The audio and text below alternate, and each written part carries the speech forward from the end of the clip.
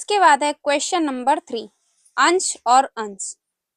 अंश और अंश का शब्द युग्म क्या होगा? ऑप्शन है अंकुर और हिस्सा, हिस्सा और अंकुर, कंधा और हिस्सा, या हिस्सा और कंधा। तो अंश जिसमें सा से सपेरा वाला सा है, उस अंश का अर्थ होता है कंधा। ठीक है, उस अंश का अर्थ क्या हो जाएगा? कंधा। और अंश जिसमें सा से सलजम वाला है, उसका अंश का होता है हिस्सा। ठीक है, तो इसका जो राइट आंसर हो जाएगा कंधा और हिस्सा। ठीक है, कंधा और हिस्सा। जिसमें सा से सपेरा है उसका अर्थ हो जाएगा कंधा, और जिसमें सा से सलजम है उसका अर्थ हो जाएगा हिस्सा। तो अंश और अंश का जो शब्द युग्म का अर्थ होगा वो होगा कंधा और हिस्सा।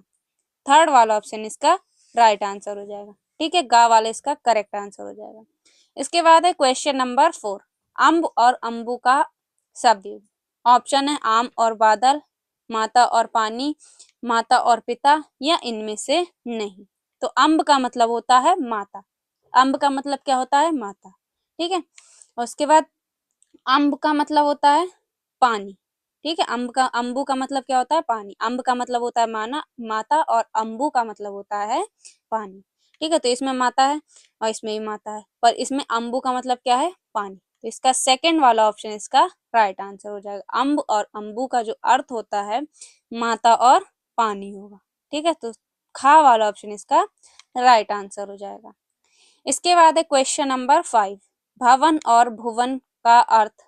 ये सारे आपके शब्द युग्म बोर्ड परीक्षा में पूछे गए शब्द युग्म है, तो इन सभी को तैयार कर लेना। ठीक है, बहुत ही ज्यादा इंपॉर्टेंट है। ये सारे बोर्ड परीक्षा में पूछे गए और रिपीट भी हो कुछ। ठीक है, लगातार बोर्ड एग्जाम में ये शब्द युग्म पूछे गए। भवन और भुवन। भवन का मतलब होता है घर। आपने सुना होगा कि भवन, भवन का मतलब क्या होता है? घर। तो जिसमें पहले में घर होगा वही आपका सही आंसर हो जाएगा। इसमें ग्राम है, इसमें तो इनमें से कोई नहीं है, इसमें लोक परलोक। तो ये तीनों ऑप्शन आपके कट जाएंगे। भवन के क्या हो जाएगा? घर, और भुवन का हो जाएगा संसार। तो इसका फर्स्ट वाला ऑप्शन करेक्ट आंसर हो जाएगा। ठीक है, तो ये आपको याद करने पड़ेंगे। तो भवन का आपको अर्थ पता चल गया कि घर है, तो घर पहले ऑप्शन में नहीं है, तो ये तीनों ऑप्शन आपके कट गए। तो फर्स्ट वाला ऑप्शन आपका राइट आंसर हो जाएगा। ठीक है, अगर आपको याद नहीं भी है, एक का अर्थ पता है, तो आपको यही ट्रिक फॉलो करनी होगी। ठीक है, तो घर और संसार इसका राइट आंसर हो जाएगा। इसके बाद है क्वेश्चन नंबर 6, शकल और सकल का शब्द युग्म। ऑप्शन है कला और कृति, सन और संबंध, संपूर्ण और अंश या खंड, सबल और निर्बल। तो शकल का मतलब होता है संपूर्ण और अंश। ठीक है, संपूर्ण और अंश या खंड। तो गा वाला ऑप्शन इसका राइट आंसर हो जाएगा। इसके बाद है वसन या व्यसन। ऑप्शन है विवश या व्याकुल, वस्त्र और आदत, विस्तार और अवधि, या कवच और भोजन। तो वसन का मतलब होता है वस्त्र, और व्यसन जो होती है वो लत होती, आदत होती है। ठीक है, व्यसन का मतलब होता है आदत। ठीक है, तो इसका जो करेक्ट आंसर हो जाएगा वस्त्र और आदत। वस्त्र और आदत। व्यसन का मतलब होता है आदत, और व्यसन का मतलब होता है वस्त्र। ठीक है, तो इसका जो राइट आंसर हो जाएगा वस्त्र और आदत। इसके बाद है क्वेश्चन नंबर 8, द्रव और द्रव्य। ऑप्शन हो जाएगा इसके धन और धान्य, तरल पदार्थ और धन, दवा और दया, दान और देने योग। तो द्रव का मतलब होता है तरल पदार्थ। द्रव का मतलब क्या होता है? तरल पदार्थ। द्रव का मतलब होता है तरल पदार्थ, और द्रव्य का मतलब होता है धन। तो इसका खा वाला ऑप्शन इसका राइट आंसर हो जाएगा, तरल पदार्थ और धन। जो द्रव है उसका मतलब होता है तरल पदार्थ, और जो द्रव्य है उसका मतलब होता है धन। ठीक है, तो इसका खा वाला ऑप्शन राइट आंसर हो जाएगा। इसके बाद है क्वेश्चन नंबर 9, अंश और अंशु। अंश और अंशु का शब्द का अर्थ। ऑप्शन है भाग और शूर्ण, सूर्य, या सूर्य और भाग, भाग और किरण, या भाग और वरुण। तो अभी हमने आपको अंश का मतलब बताया था हिस्सा। हिस्सा मतलब भाग। ठीक है, हिस्सा भी इसका हो सकता है और भाग भी। ठीक है, आपको ऑप्शन में जो भी मिले, भाग या हिस्सा। ठीक है, तो अंश का इसका मतलब क्या होता है? भाग, और अंशु का मतलब होता है किरण। ठीक है, भाग और किरण इसका राइट आंसर हो जाएगा। भाग और किरण इसका राइट आंसर हो जाएगा।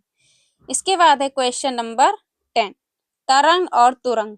ये बोर्ड परीक्षा में भी पूछा गया, बहुत ही ज्यादा इंपॉर्टेंट है तरंग और तुरंग। बाकी ये सारे इंपॉर्टेंट है, सब बोर्ड परीक्षा में पूछे गए और रिपीट भी हुए, लगातार बोर्ड परीक्षा में पूछे गए ये क्वेश्चन। ठीक है, तो तरंग और तुरंग, तरंग का मतलब होता है, तरंग का मतलब क्या होता है, लहर, और तुरंग का मतलब होता है घोड़ा। तुरंग का मतलब क्या होता है, घोड़ा।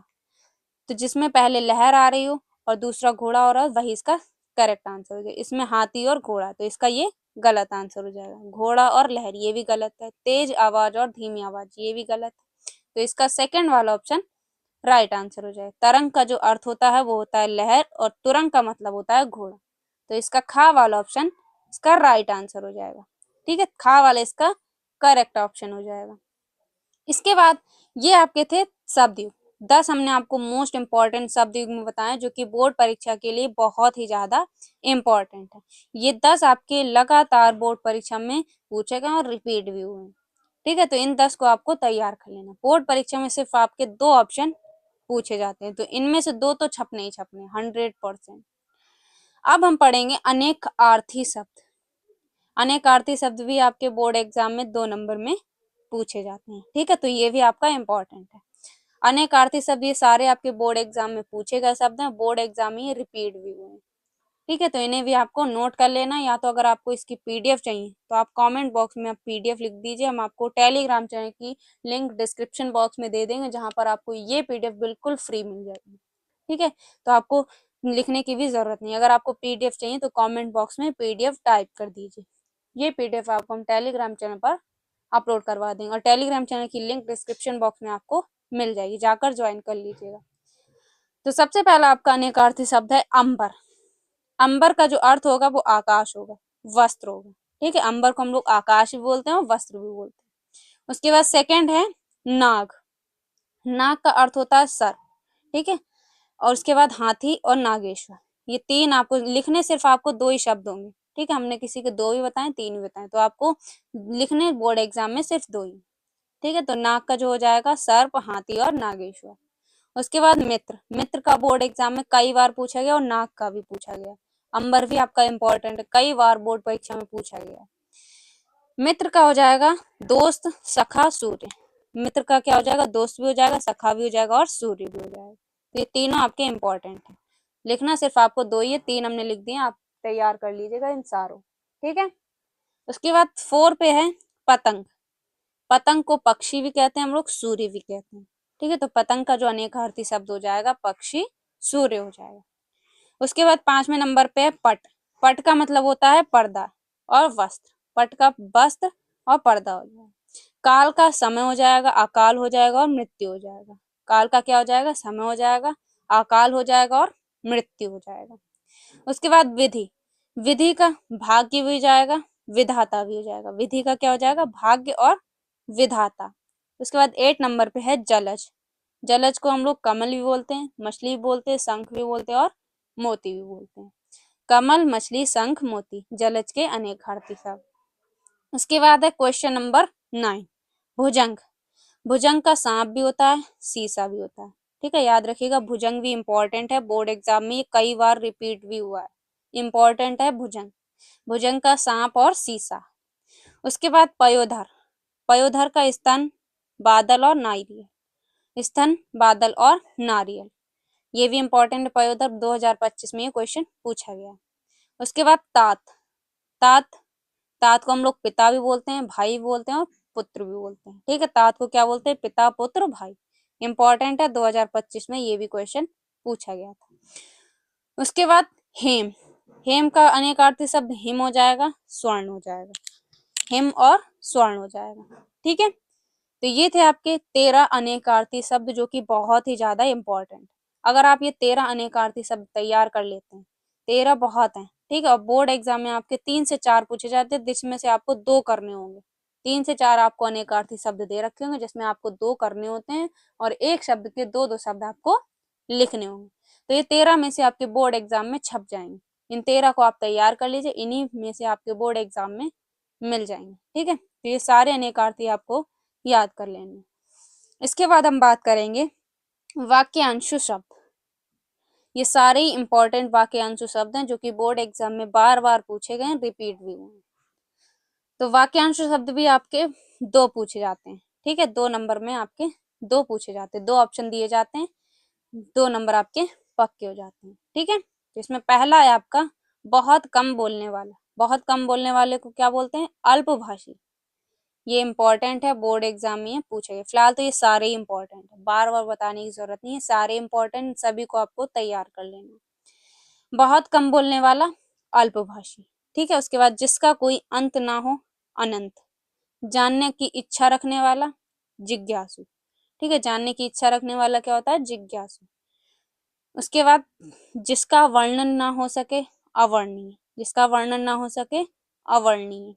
जिसे कोई जीत ना सके अजय, जिसे कोई जीत ना सके अजय। पीने की इच्छा रखने वाला पिपासु, पीने की इच्छा रखने वाला पिपासु। क्वेश्चन नंबर 7, जो वंदना करने योग्य हो वंदनीय, जो वंदना करने योग्य हो उसे क्या बोलते हैं?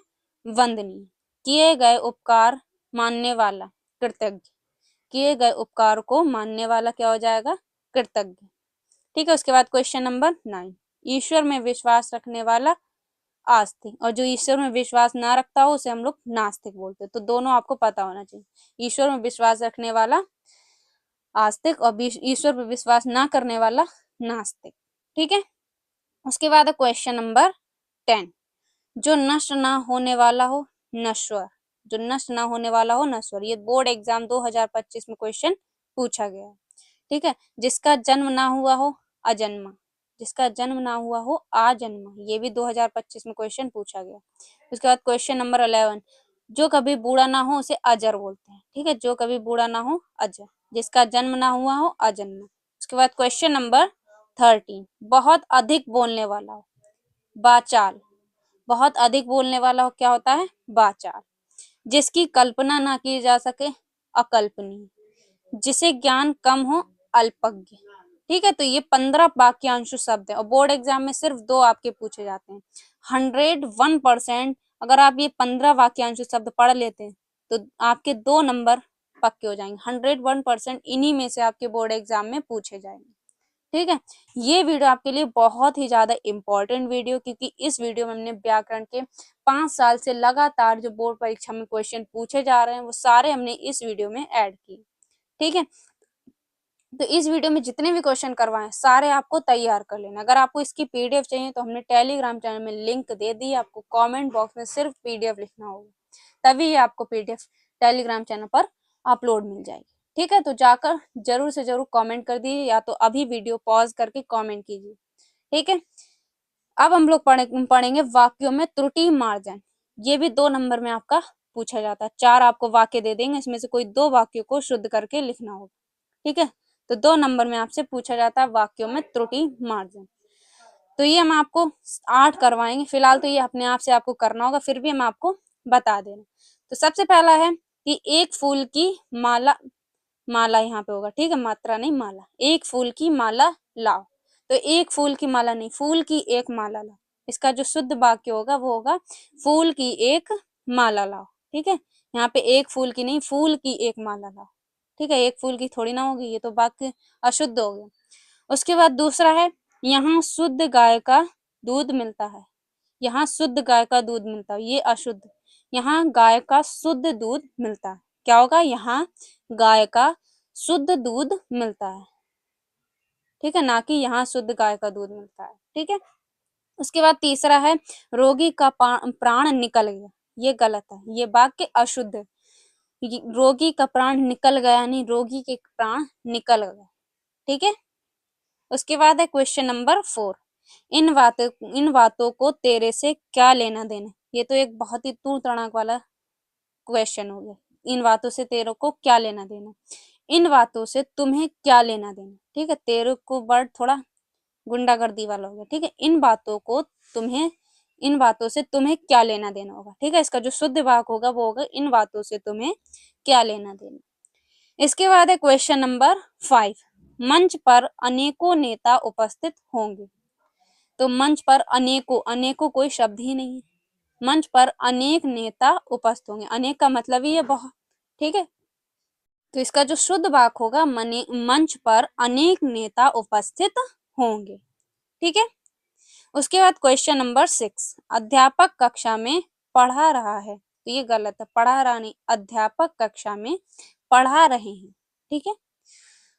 उसके बाद क्वेश्चन नंबर 7, आपकी पुत्री सीमा बहुत बुद्धिमान है। आपकी पुत्री सीमा बहुत बुद्धिमान, बुद्धिमती होगा, ठीक है, आपकी पुत्री सीमा बहुत ही बुद्धिमती है। उसके बाद है क्वेश्चन नंबर 8, प्रातः काल के समय पढ़ता हूँ, मैं प्रातः काल के समय पढ़ता हूँ। तो समय तो बता ही रहा कि प्रातः काल, तो समय का यूज ही नहीं होगा।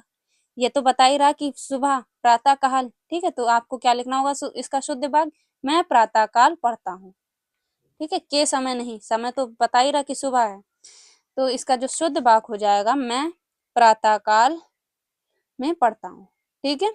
तो 8 आपको हमने शुद्ध वाक्यों में त्रुटि मार्जन बताए थे। ये सारे इंपॉर्टेंट, फिलहाल 4 पूछे जाते हैं, उसमें से कोई आपको 2 करने होते हैं, तो ये तो आप अपने दिमाग से कर सकते हैं। इसमें आपको खाली शुद्ध वाक्य लिखने हो। तो हमने आपको क्या क्या पढ़ा दिए, शब्द युग्म पढ़ा दिए, जो कि हमने आपको 10 शब्द युग्म वाले क्वेश्चन करवाए, और ये 10 इंपॉर्टेंट, इनमें से आपके 2 तो फंस ही जाएंगे बोर्ड एग्जाम 2026 में से, ठीक है, 26 में। उसके बाद शब्द युग्म हमने आपको 13 करवाए, और 13 में से आपके 100% 2 नंबर तो इस 13 से कंप्लीट ही हो गए 2026 के लिए। उसके बाद वाक्यांशु शब्द 15 आपको हमने वाक्यांशु शब्द बताए हैं, जिसमें से आपके 2 तो इनमें से फंस ही जाएंगे। 15 है, इन 15 को आप तैयार कर लीजिए, इनमें से आपके 2 नंबर तो पक्के हैं। उसके बाद हमने आपको वाक्यों में त्रुटि मार्जिन बताया, इसमें कुछ नहीं करना है, इसमें तो आपको, आप 12th क्लास में आ गए, इतना तो आप कर ही सकते हैं, सिर्फ वाक्यों को शुद्ध करके लिखना होगा, ठीक है। तो हम तब भी हमने आपको 8 बता दिए कि कैसे आपको करना होगा। अगर इसमें से आपके फंस जाए तो फंस जाए, वरना तो कोई बात नहीं, क्योंकि वाक्य कहीं से भी पूछ लेते हैं, तो वाक्य को शुद्ध करके ही तो लिखना, तो आप आराम से लिख पाएंगे, ठीक है। अब हम बात करेंगे मुहावरे और लोकोक्ति, जो कि 2 नंबर में पूछे जाते हैं, ठीक है। 4 आपको दे रखे होते हैं, उसमें से कोई आपको एक लिखना होता है, 4 या 3, कोई एक आपको मुहावरों या लोकोक्तियों में से उसका अर्थ और वाक्य प्रयोग करना होता है, ठीक है। तो इसमें से हम आपको कोई 3-4 बताएंगे जो कि इंपॉर्टेंट है। तो सबसे पहला है आपका मुहावरा, हाथ पीले करना। हाथ पीले करना मतलब विवाह करना। अब इसका वाक्य प्रयोग क्या हो जाएगा, रामलाल ने अत्यंत कठिनाई से अपनी पुत्री के हाथ पीले किए। तो बहुत ही इजी, इसमें भी कोई हमें समझाने की जरूरत नहीं है, ये तो आप अपने आप ही तैयार कर लीजिए, कुछ इंपॉर्टेंट तब भी हम आपको इसमें करवा देंगे, फिलहाल ये आपको खुद से करना होगा, ठीक है। तो हाथ पीले करना मतलब विवाह करना। अब इसका वाक्य प्रयोग भी हमने आपको लिख के दिखा दिया, वाक्य प्रयोग अपनी भाषा में आप कर सकते हैं, कुछ भी लिख सकते हैं। यहाँ पे हमने लिखा, रामलाल ने अत्यंत कठिनाई से अपनी पुत्रियों का विवाह, पुत्रियों के हाथ पीले की, या तो आप कुछ भी लिख सकते हैं कि श्यामलाल ने अत्यंत कठिनाई के साथ अपनी पुत्रियों के हाथ पीले किए, ठीक है। तो वाक्य प्रयोग अपने दिमाग से आपको करना होगा, क्योंकि 12th क्लास में आ गए, आप इतना तो कर ही सकते हैं, ठीक है। उसके बाद दूसरा है अपना उल्लू सीधा करना। ये कई बार बोर्ड परीक्षा में पूछा गया और रिपीट भी हुआ है, मोस्ट इंपॉर्टेंट है बोर्ड एग्जाम में ये वाक्य, ये मुहावरा पूछा ही गया, ठीक है। अपना उल्लू सीधा करना, इसका अर्थ क्या हो जाएगा, स्वार्थ सिद्ध करना। अर्थ क्या हो जाएगा, स्वार्थ सिद्ध करना। इसका वाक्य प्रयोग कैसे लिखेंगे आप, आजकल नेता लोग वोट के लिए खुशामद करके अपना उल्लू सीधा करते हैं। तो आप कुछ भी लिख सकते हैं, ठीक है। इसमें वाक्य प्रयोग आपको अपने दिमाग से करना होगा, फिलहाल आप अगर रटना चाहें तो रट लीजिए। तो ये इंपॉर्टेंट है, अपना उल्लू सीधा करना मतलब स्वार्थ सिद्ध करना। इसका वाक्य प्रयोग क्या हो जाएगा, आजकल नेता लोग वोट के लिए खुशामद करके अपना उल्लू सीधा करते हैं। उसके बाद क्वेश्चन नंबर 4, ईद का चांद होना। ये भी इंपॉर्टेंट है, बोर्ड एग्जाम में कई बार पूछा गया। ईद का चांद होना, अधिक दिनों में दिखाई देना या बहुत दिनों बाद दिखाई देना, ठीक है, अधिक दिनों में दिखाई देना। इसका वाक्य प्रयोग क्या हो जाएगा, बहन लक्ष्मी जब से तुम डॉक्टर बनी हो ईद का चांद हो गई हो, ठीक है। उसके बाद क्वेश्चन नंबर 5, 9-2-11। 9-2-11 होना, ठीक है, या तो 9-2-11 या 9-2-11 होना। तो इसका मतलब है भाग जाना। इसका वाक्य प्रयोग क्या आ जाएगा, चोर पुलिस को देखते ही 9-2-11 हो जाते हैं, ठीक है। चोर पुलिस को देखते ही 9-2-11 हो जाते हैं। इसके बाद है क्वेश्चन नंबर 6, अपने मुंह मियाँ मिट्ठू बनना। अपने मुंह मियाँ मिट्ठू बनना इंपॉर्टेंट है ये भी, ठीक है, बोर्ड एग्जाम में कई बार पूछा गया। तो इसका अर्थ हो जाएगा अपनी प्रशंसा करना, मतलब अपनी तारीफ खुद से करना। तो इसका हो जाएगा अर्थ अपनी प्रशंसा करना। आजकल के नेता अपनी मुंह मियाँ मिट्ठू बनने में गर्व का अनुभव करते हैं, ठीक है। उसके बाद है क्वेश्चन नंबर 7, आग बबूला होना, ये भी इंपॉर्टेंट है मुहावरा। आग बबूला होना मतलब अत्यधिक क्रोधित होना या अधिक गुस्सा करना। ठीक है, इसका वाक्य प्रयोग क्या हो जाएगा? कार्य में लापरवाही बरतने का मिथ्या दोषारोपण किए जाने के कारण विकास अपने अधिकारी पर आग बबूला हो उठा। ठीक है, तो 7 हमने आपको मुहावरे बताए जो कि बोर्ड एग्जाम में पूछे ही जाते हैं। ये इंपॉर्टेंट है, 7 मोस्ट इंपॉर्टेंट है, बोर्ड एग्जाम में लगातार पूछेगा। उसके बाद 3 हम आपको लोकंतियां बताएंगे। फिलहाल ज्यादा बच्चे मुहावरे ही लिखते हैं, फिलहाल तब भी हमने आपको 2-3 लोकंतियां भी बता दी। इसमें है आम के आम गुठलियों के दाम, मतलब दोहरा लाभ प्राप्त करना। आम के आम गुठलियों के दाम मतलब दोहरा लाभ प्राप्त करना। इसका अर्थ आपको खुद ही बनाना होगा वाक्य प्रयोग। आम के आम गुठलियों के दाम मतलब दोहरा लाभ प्राप्त करना। इन तीनों के वाक्य प्रयोग आपको खुद से लिखना होगा। उसके बाद एक पंथ दो काज, मतलब एक प्रयत्न से दोहरा लाभ, मतलब एक काम कर रहा हूँ उससे दूसरा काम हो रहा है। ठीक है, मतलब एक प्रयत्न से दोहरा लाभ। उसके बाद जैसी करनी वैसी करनी, बुरे काम का बुरा नतीजा। ये तीनों क्या हैं? ये तीनों लोकोक्तियां हैं। ठीक है, तीनों ये क्या है? लोकोक्तियां। इसके हमने अर्थ आपको बता दिए, वाक्य प्रयोग आपको खुद से करना होगा। तो ये थे व्याकरण के मोस्ट इंपॉर्टेंट क्वेश्चन जो कि आपके बोर्ड परीक्षा के लिए बहुत ही ज्यादा इंपॉर्टेंट। तो व्याकरण के जितने भी इंपॉर्टेंट क्वेश्चन थे सारे हमने आज के इस वीडियो में आपको बता दिए। 10 हमने आपको शब्द क्वेश्चन बताए जिसमें से आपके 2 क्वेश्चन बोर्ड एग्जाम में पूछे जाते हैं। ठीक है, तो 2 आपके शब्द से फंसेंगे ही फंसेंगे क्योंकि ये सारे इंपॉर्टेंट है, बोर्ड एग्जाम में पूछेगा और रिपीट भी।